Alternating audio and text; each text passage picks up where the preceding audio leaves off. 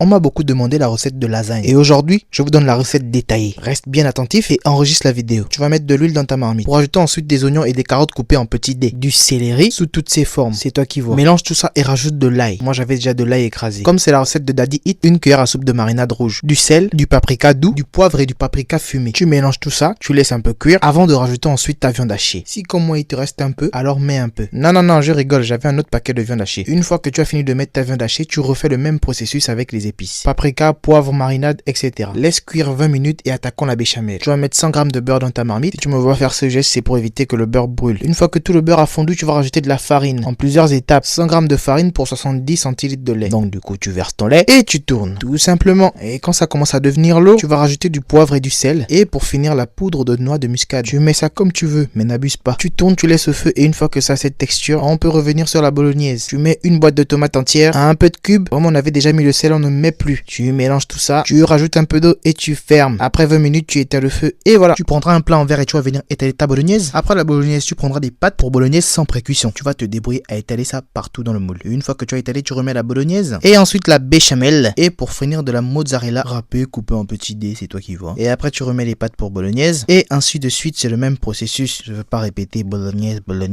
c'est trop long. Bon, en même temps, je suppose que tu as déjà compris depuis le début. Une fois que tu as fini toute la construction, tu mettras du papier alu pour éviter que le fromage soit cuit trop vite ou du moins qu'il devienne doré trop rapidement. Tu laisses ça au four pendant 30 à 40 minutes à 200 degrés. Tu enlèves le papier alu et tu remets au four pendant 10 minutes ou moins. L'objectif, c'est que ton fromage puisse devenir doré. Attends 10 minutes avant de te servir et abonne-toi.